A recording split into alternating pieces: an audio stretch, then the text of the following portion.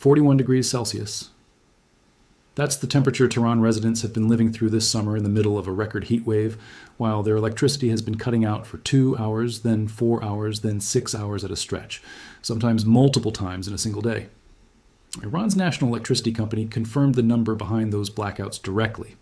a 4,200 megawatt drop in grid capacity, and damage confirmed across more than 2,000 separate points throughout the country's electricity system, power plants, substations, transformers, and transmission lines all included. That's not a rolling series of unfortunate technical failures. That's the direct, documented result of a sustained American military campaign against Iran's energy infrastructure. And it's happening at the exact moment Iranian civilians are least equipped to survive without power, in the middle of the worst heat of the year. This is one of the most consequential and most ethically contested dimensions of this entire war, and it deserves a far more careful breakdown than most coverage has given it. Today, I'm going to walk you through exactly what American forces actually struck, why Iran's power grid was specifically targeted as leverage over the Strait of Hormuz standoff we've covered extensively in previous videos, why experts disagree sharply over whether a strike like this is even capable of producing the kind of total blackout Trump has repeatedly threatened, why respected international legal bodies have specifically raised war crimes, concerns about this campaign, and what the actual human cost of these blackouts has looked like inside Iran as this has unfolded. Stay with me for the full breakdown, because this is a story that requires understanding both the military logic behind these strikes and the genuine legal and humanitarian controversy surrounding them. Quick note on sourcing before we start. Everything here comes from BBC Persian's detailed damage reporting, Al Jazeera's on-the-ground coverage of the blackouts themselves, Iran International's technical analysis of grid vulnerability, and documented statements from the IHL Centre and Amnesty International regarding the legal dimension of this campaign. I'll be clear throughout about what's confirmed by Iranian officials and independent reporting, what remains contested between different analysts, and where I'm presenting perspectives that disagree with each other, rather than picking a side for you.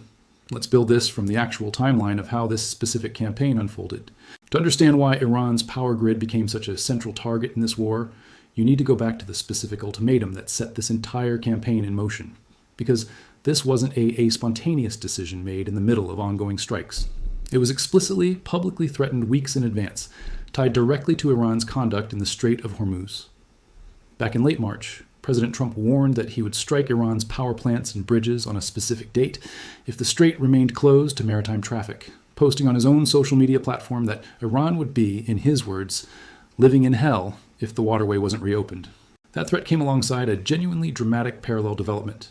Iran's military claimed it had shot down multiple American aircraft near southern Isfahan that same day during a rescue attempt for a missing American crew member following the downing of a fighter jet, with Iran's Qatam Al-Anbiya Central Headquarters specifically claiming 2 Black Hawk helicopters and a C-130 transport plane destroyed in that operation. That specific sequence, an explicit threat against power infrastructure issued the same day Iran was claiming to have destroyed multiple American aircraft, tells you how genuinely high the stakes had already climbed before the power grid campaign even formally began. And notably, Trump initially pulled back from that specific deadline. According to Iran's own Fars news agency, citing an unnamed source, Trump retreated from the threat after learning Iran intended to respond to any power plant strikes by attacking all of its own remaining power plants in a kind of scorched earth retaliation.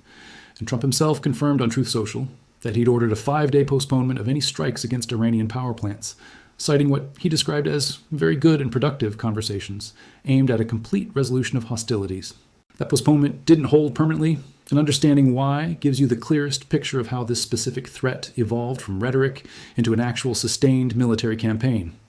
As the broader war continued and the Strait of Hormuz standoff we've covered extensively in previous videos persisted without resolution, the power infrastructure threat resurfaced, and by early April, Trump issued a considerably more specific version of the same ultimatum, warning he would strike Iran's power plants and bridges on April 7th specifically if the strait remained closed. Analysts studying the actual technical requirements of that threat identified something genuinely alarming buried in the specifics, destroying somewhere between 10 and 15 critical transmission nodes, the major high-voltage substations, and interregional tie lines that balance electrical load across Iran's 6 regional grids could cascade into a nationwide blackout that no realistic repair effort could resolve before the following summer, according to grid analysts studying Iran's infrastructure specifically. I want to pause here for a second because if understanding not just what got struck, but the actual engineering logic behind why certain targets matter so much more than others, the difference between striking a single power plant versus striking the transmission nodes that hold an entire national grid together is the kind of technical depth you want for more coverage. Hit subscribe and turn on notifications right now. I track every one of these developments with this same level of grounded technical detail, rather than treating a story this complex as just another headline about blackouts. Let's keep building this out, because the actual scale of what's happened to Iran's grid and the genuine debate over whether total collapse is even achievable is where this story gets most interesting. Let's talk about why that specific 10 to 15 node figure matters so much, because it represents a fundamentally different targeting philosophy than simply striking individual power plants one at a time. Iran's power system, according to detailed analysis from Iran International, is genuinely enormous and widely dispersed, built around roughly 130 separate thermal power plants with a combined capacity of around 78,000 megawatts, generating more than 95% of the country's total electricity. That scale and dispersion is precisely why the same analysis concluded that targeting one or even several individual power plants was unlikely, on its own, to cause a genuine nationwide blackout. A grid this large, with this many distributed generation sources, has real structural resilience against the loss of any single facility. It's worth understanding a bit more about how Iran's grid actually reached this specific structure, because the heavy reliance on thermal generation, rather than a more diversified mix, carries its own vulnerabilities separate from the transmission question. Official Iranian government figures put hydroelectric capacity at around 13.4% of the country's total generation. But the actual functioning share is considerably lower, less than 5%, according to more recent analysis, largely due to poor reservoir conditions affecting dam-based generation. That means Iran's electricity system depends overwhelmingly, more than 95% by most estimates, on thermal power plants burning natural gas or other fuel sources, which is exactly why the separate strikes on gas production infrastructure we'll cover shortly compound the crisis so significantly. A grid that's dependent on a single fuel source and generation method has less genuine diversity to fall back on when any part of that specific supply chain gets disrupted, compared to a grid with a more balanced mix of hydroelectric, nuclear, renewable, and thermal generation spread across genuinely independent supply chains. But that resilience has a specific exploitable weakness, and it's exactly the weakness the 10 to 15 node analysis identified. A large dispersed generation network still depends entirely on a much smaller number of critical transmission choke points to actually move that generated power to where it's needed and to keep the different regional grids balanced against each other. Strike enough individual power plants, and the grid absorbs the loss and reroutes power elsewhere. Strike the right transmission substations and interregional tie lines instead, and you don't need to touch a single generation facility to potentially cascade an entire national grid into failure, because the problem shifts from not enough electricity being generated to the electricity that is being generated can no longer reach where it needs to go, or can no longer be balanced correctly across the network without triggering automatic protective shutdowns designed to prevent equipment damage from an unbalanced load. Now, let's turn to what's actually been confirmed happening on the ground, because the real campaign that unfolded ended up looking somewhat different from either the total collapse scenario some analysts warned about, or the more limited, localized outage scenario Iran International's earlier analysis suggested was more likely. BBC Persian's detailed reporting from mid-July confirmed American strikes had damaged more than 2,000 separate points across Iran's electricity system, spanning power plants, substations, transformers, and transmission lines, with the Iranian officials confirming nearly 7,000 megawatts of generation capacity had been hit in total. Separately, strikes on Iran's gas facilities specifically had knocked out an estimated 20 to 25% of the country's total gas production, a detail that compounds the electricity crisis considerably, since gas fuels more than 80% of Iran's total electricity generation in the first place. Damage to the fuel supply chain feeding Iran's thermal plants doesn't just remove generation capacity directly. It constrains how much power the remaining undamaged plants can actually produce, even if those specific facilities were never struck at all. That gas-to-electricity connection is exactly the kind of compounding, cascading damage that makes this campaign considerably more effective than a simple count of directly struck facilities would suggest on its own. Iran's national electricity company CEO, Mohammad Al-Haddad, confirmed the scale of the devastation directly, citing that 4,200 megawatt drop in grid capacity and the damage to more than 2,000 points across the network. And Tehran City Council Chairman Mehdi Chamran, when asked directly by a journalist about the sudden unannounced blackouts hitting the capital, responded with a comment that tells you everything about how normalized this crisis had become inside Iran's own government by that point. If you knew how many electrical facilities were bombed 2 days ago, you wouldn't ask this question. Let's talk about the specific coastal strikes that connect directly to something we've covered in a previous video, because they represent a genuinely important piece of this broader campaign. Local media reporting confirmed American strikes on a power plant located on Kish Island specifically, alongside severe damage to distribution networks in Bandar Abbas, Jask, and Chabahar, three of the same southern coastal cities we discussed in detail in our previous video covering the systematic dismantlement of Iran's concealed fast attack boat network. That overlap isn't a coincidence. It tells you the same broader southern coastal campaign we walked through in that previous video, striking fishing harbors and small ports to eliminate concealed naval assets, has been running alongside, and in some cases directly overlapping with, this separate campaign against Iran's power infrastructure, with both efforts compounding the technical failures already being driven by the extreme summer heat, straining the grid independently of any military action at all. Let's talk about the specific industrial consumers this has affected, because it illustrates something genuinely important about how a damaged power grid produces cascading effects that go well beyond simple household blackouts. Iran's two largest electricity consumers, the Mobarake Steel Company in Isfahan and Khuzestan Steel, essentially stopped drawing power entirely after being hit directly by joint American and Israeli airstrikes during what's referred to inside Iran as the Ramadan War, an earlier phase of this broader conflict. According to detailed analysis provided to Al Jazeera, Mobarake alone had been consuming roughly 1,400 megawatts, with Khuzestan Steel consuming around 600 more, meaning those two facilities going offline should, in theory, have freed up roughly 2,000 megawatts of capacity that could then be redirected back into the national grid for residential and other commercial use. But here's the detail that reveals just how comprehensively this campaign has actually degraded Iran's broader energy infrastructure. That theoretical 2,000 megawatt benefit never materialized, because the Mashar petrochemical complex, which had previously been generating a genuine surplus of power that flowed back into the national grid, had also been bombed. Think about what that specific detail actually tells you about the strategic sophistication of this campaign. It's not simply a matter of striking consumption versus striking generation as two separate, independent categories. Iran's energy system, like most modern industrial economies, involves a complex, interconnected web of major consumers and surplus generators, feeding into and drawing from the same shared national grid. Striking Mashar specifically eliminated exactly the kind of offsetting benefit that would have otherwise softened the blow from steel production halting, suggesting the overall campaign has been targeting not just isolated facilities in a vacuum, but the actual interconnected relationships between major energy producers and consumers throughout the entire national system. Now, let's talk about the genuinely serious legal and ethical controversy surrounding this specific campaign, because this is a dimension of the story that deserves careful, balanced treatment rather than being glossed over in favor of purely technical analysis.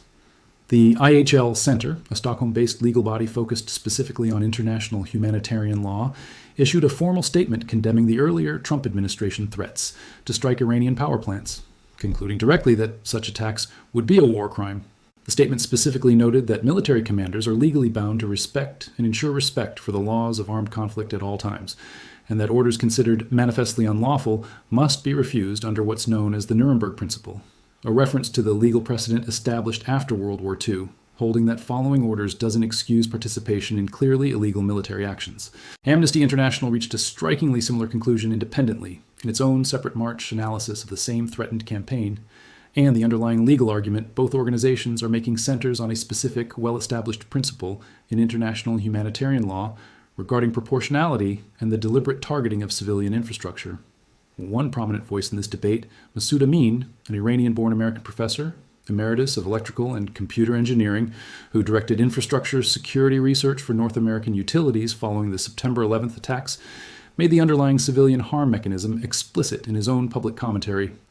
Water treatment plants run on electricity, meaning an attack that cuts power to millions of homes doesn't just leave those homes dark, it can simultaneously cut off their water supply as well, since water treatment and pumping infrastructure across much of the modern world depends entirely on a functioning electrical grid to operate. Amin's own background is worth understanding a bit further because it lends particular weight to his specific technical objections rather than a purely political or emotional argument. Having personally directed infrastructure security research and development for North American utility systems, in the years immediately following the September 11th attacks, Amin's career has been built specifically around understanding how critical infrastructure systems fail, cascade, and recover, giving his warnings about the Iran power grid campaign a technical grounding that goes beyond general humanitarian concern.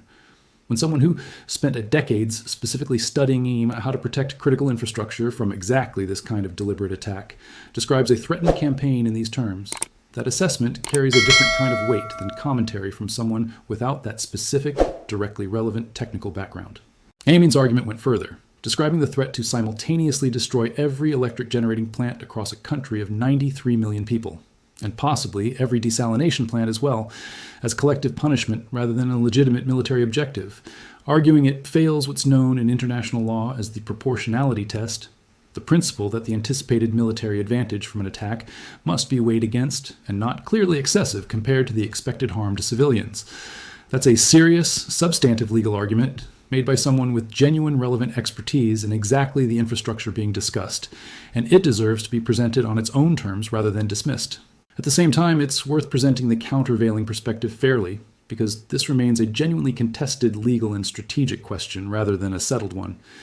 The American position throughout this campaign has consistently tied these strikes directly to Iran's own conduct in the Strait of Hormuz, framing the power grid pressure as leverage specifically aimed at forcing Iran to reopen a waterway carrying roughly a fifth of the world's traded oil and gas, rather than as an unprovoked or purely punitive action against civilian life.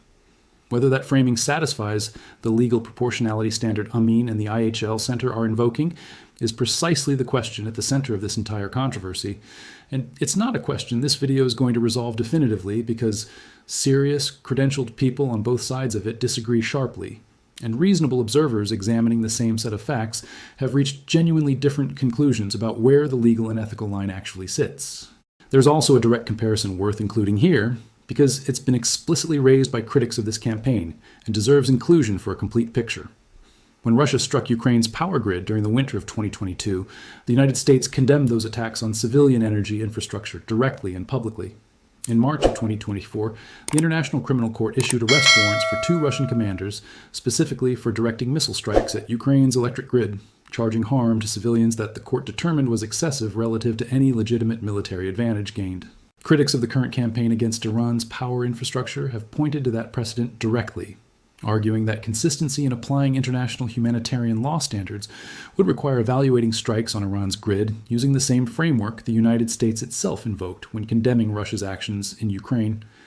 Whether that comparison holds up under close legal scrutiny, given the genuinely different military and strategic context between the two conflicts, remains a matter of serious debate among international law experts, rather than a settled conclusion either direction. Let's talk about the deterrence dimension of this entire campaign, because it connects directly to something Iran has already demonstrated it's willing and able to do in response to exactly this kind of energy infrastructure targeting. Back in March, after Israel struck Iran's South Pars gas field,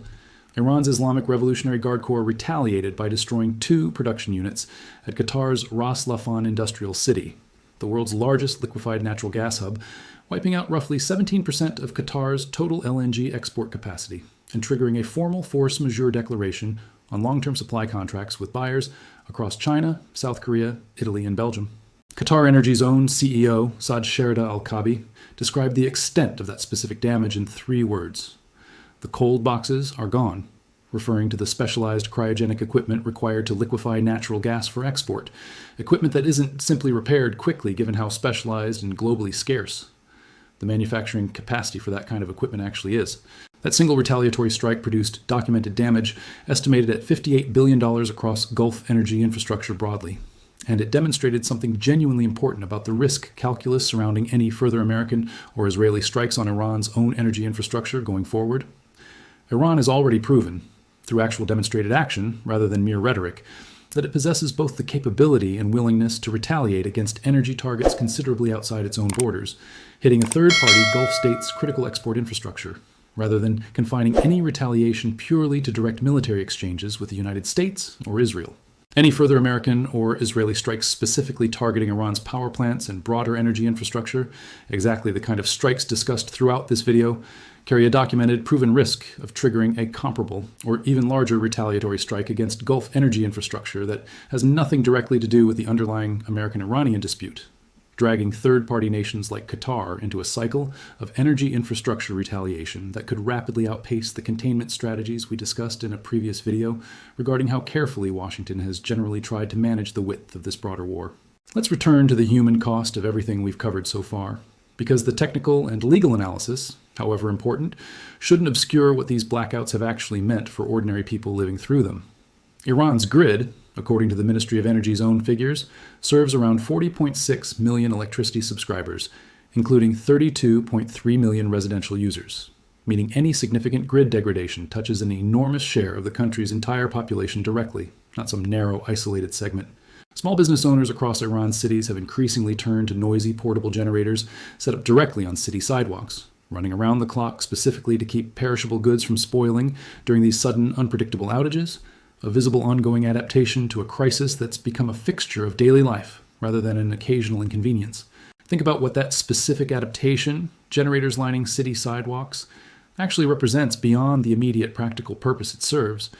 It's a visible, physical marker of a national infrastructure failure playing out in full public view, block by block, across Iran's cities in a way that a purely statistical figure like 4,200 megawatts of lost capacity doesn't fully capture on its own. Every one of those generators represents a business owner absorbing real additional fuel costs, real additional noise and air pollution in already dense urban environments, and a genuine daily uncertainty about whether refrigerated goods, medications, or anything else depending on continuous power will actually survive the next unpredictable outage. Multiply that individual daily calculation across a population of tens of millions of residential and commercial electricity subscribers, and you start to see the true scale of disruption. A statistic like the confirmed damage points across the network doesn't fully convey on its own, and the timing compounds every single one of these individual hardships considerably. This entire crisis has unfolded during what's been described as a severe summer heat wave, with residents experiencing power cuts and temperatures reaching 41 degrees Celsius, conditions where a functioning electrical grid isn't a convenience but a genuine matter of basic health and safety, particularly for hospitals, for elderly residents, and for anyone with a medical condition requiring reliable refrigeration for medication or continuous power for medical equipment. Reporting on this crisis specifically noted that scheduled 2-hour blackouts have repeatedly stretched into 4- and 6-hour outages as the underlying grid damage has compounded with the extreme heat straining whatever generation capacity remains operational. Let's talk about the uncertainty hanging over how long this specific crisis actually lasts, because it's genuinely unresolved even among the engineers responsible for managing Iran's grid day to day. Detailed reporting on the transmission network's condition noted directly that what remains unanswered is how much of the current damage is actually recoverable within weeks versus months. The transmission infrastructure itself is technically repairable in principle, but only in locations where repair crews can actually work safely, and only once the necessary replacement components, many of them highly specialized and not something Iran can simply manufacture domestically on short notice given international sanctions restricting access to certain technology, actually arrive. Neither of those conditions, safe working access or a reliable supply of replacement parts, is currently reliably in place across the affected regions, meaning the honest answer to how long this crisis persists is that not even the people directly responsible for fixing it currently know for certain. That sanctions dimension deserves its own brief explanation, because it's precisely the kind of detail that connects this power grid crisis back to the broader economic pressure campaign we've covered extensively throughout this war. Modern high-voltage transmission equipment, particularly specialized components like large power transformers, often requires years of manufacturing lead time, even under normal, unconstrained international trade conditions, since only a limited number of manufacturers worldwide produce this kind of heavy electrical equipment at the scale a national grid requires. Layer existing sanctions, restricting Iran's access to Western manufacturers and international financial systems, on top of that already constrained global supply chain, and you get a repair timeline that could realistically stretch considerably longer than the physical damage alone would suggest,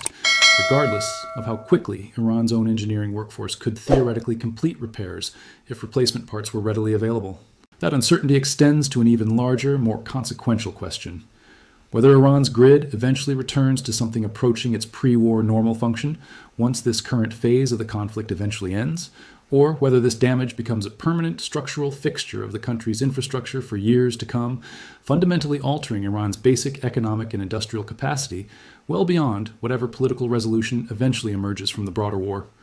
A national grid that took decades to build out to its current scale, roughly 130 thermal plants generating 78,000 megawatts of combined capacity, doesn't necessarily get rebuilt on a comparably fast timeline, particularly under the combined pressure of ongoing sanctions, wartime damage to manufacturing and supply infrastructure, and the sheer scale of the more than 2,000 separate damage points already confirmed across the network. So where does this actually leave us in terms of understanding this specific, genuinely complicated dimension of the war? The campaign against Iran's power grid represents a form of pressure explicitly tied to the Strait of Hormuz standoff we've covered extensively in previous videos, using critical civilian infrastructure as leverage in a way that respected international legal organizations have specifically flagged as raising serious war crimes. Concerns grounded in established proportionality principles under international humanitarian law, and reinforced by direct comparison to precedents like the ICC's arrest warrants over Russia's strikes on Ukraine's grid. At the same time, the American position has consistently tied these strikes directly to forcing an end to Iran's own blockade of a waterway, carrying a fifth of the world's traded oil and gas, a justification serious analysts on the other side of this debate consider a legitimate application of military and economic pressure rather than indiscriminate collective punishment. Both positions are being argued in good faith by people with genuine relevant expertise, and this remains one of the most contested legal and ethical questions of this entire conflict rather than a settled one. What isn't contested is the documented, measurable human impact. 4,200 megawatts of lost generation capacity, damage confirmed across more than 2,000 points throughout Iran's electricity system, blackouts stretching to 6 hours at a time during a summer heat wave hitting 41 degrees, and roughly 40 million electricity subscribers across the country living with the direct consequences of a grid that even the engineers responsible for repairing it can't currently say will ever fully recover. Before you go, two things I'd genuinely appreciate. First, if walking through both the technical engineering logic behind why certain grid targets matter more than others, and the genuine legal controversy surrounding this specific campaign, gave you a more complete, more balanced picture than a single headline about blackouts could provide, share this with someone trying to understand this specific, genuinely difficult dimension of the war. That's the only way analysis like this reaches people, instead of getting buried under shorter clips that pick a side without presenting the full picture. Second, I want your take in the comments. Do you think targeting critical civilian infrastructure like a national power grid, even when explicitly tied to forcing an end to a blockade affecting global shipping, crosses a line international law, is specifically designed to prevent, or do you think the strategic stakes around the Strait of Hormuz justify this kind of pressure campaign? Drop your thoughts below. I read every one of them, and if this breakdown delivered real value, hit like so more people trying to understand this specific, genuinely contested thread of the war get the chance to see it. Let's close with the full picture.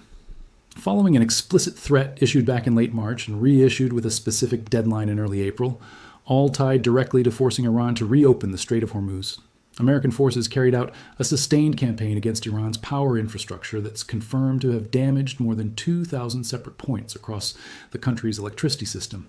knocking out 4,200 megawatts of generation capacity, according to Iran's own national electricity company, with strikes on gas facilities separately reducing gas production by 20 to 25%,